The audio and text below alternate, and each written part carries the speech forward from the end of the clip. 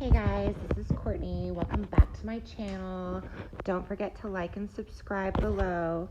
I just wanted to go over a couple of interesting details that we just got from last night's Hunt a Killer, episode 2, class of 1998.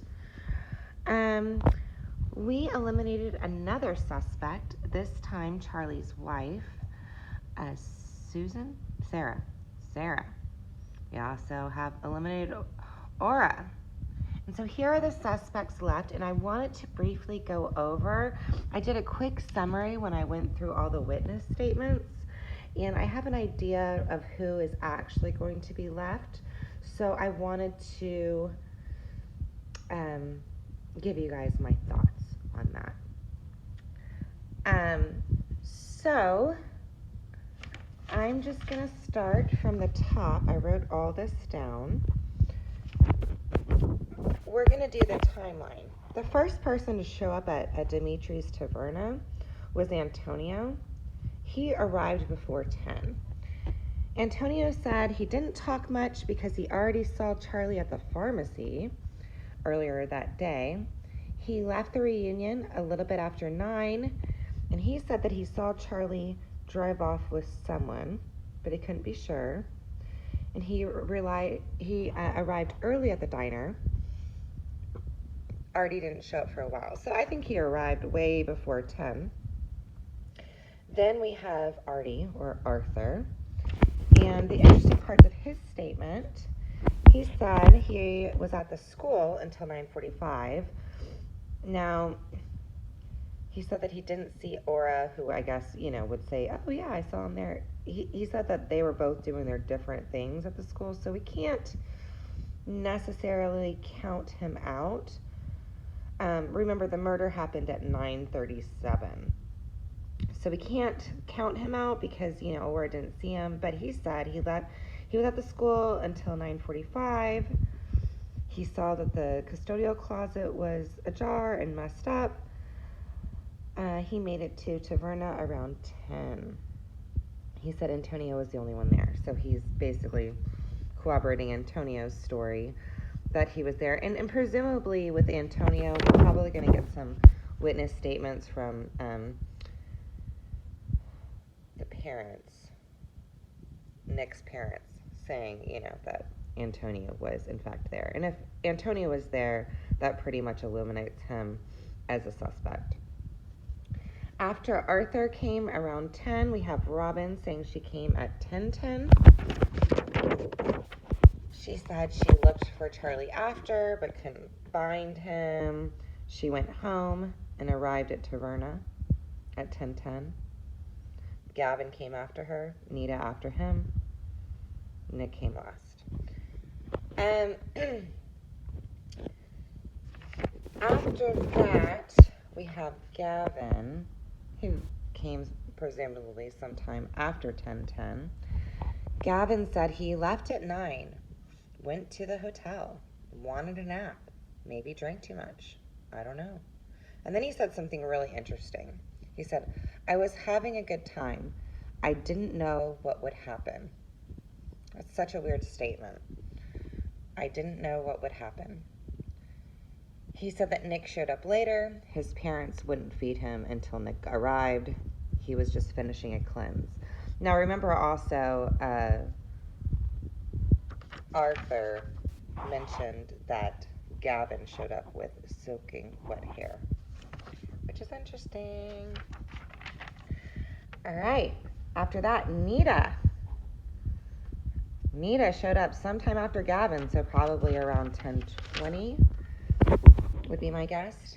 She said after it ended at 9, she went back to the hotel to get her wallet, and she isn't sure when she got to the Taverna. So then we have Nick. Nick came last. Remember, Nick, his parents are the owners of the Taverna. He said that he wanted to talk to Charlie. I'm guessing about maybe Charlie's drug use. Tried to catch him, but he was already gone. Then he went to the bar. He said he didn't want to talk to his parents, I guess because they're annoying. So he went to the bar and then showed up very last at the taverna. Susan did not come. Susan never came to the taverna. She said that she arrived at the reunion at 6, talked to Aurora about the lawsuit, left at 8:40, went to clinic to call her lawyer, and she talked for 30 minutes. So she called her lawyer at 9:10.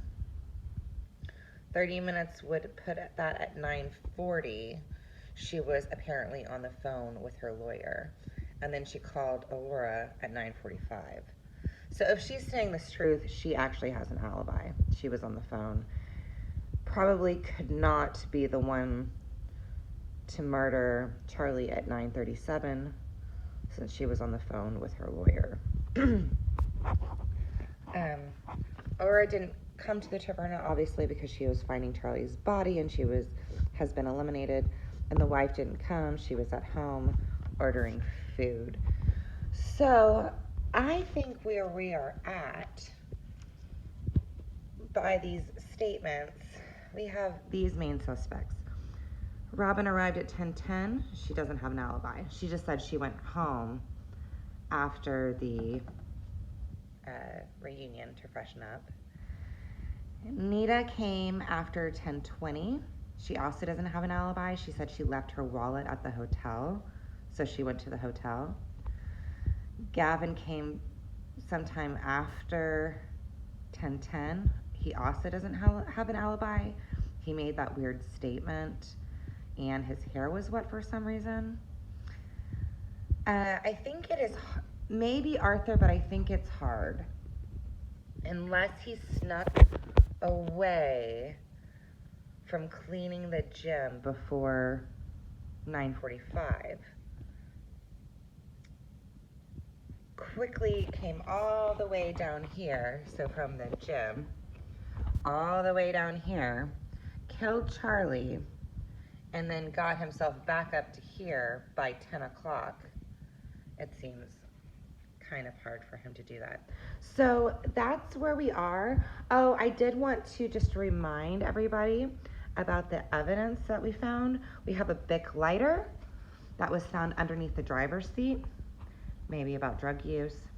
We have the class ring found on the passenger side. It's Charlie's ring, and for some reason it's in the passenger side. We have the mint tin, which is in the back seat. We have socks in the trunk.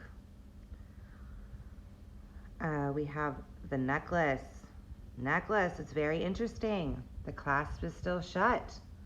That seems like maybe that was the gift, because there was also a gift bag with blue tissue paper. Back to the necklace, it's opal. That puts a birthday around October again. There's a beanie in the back seat by the tin, so it's possible that there was 2 people in the car.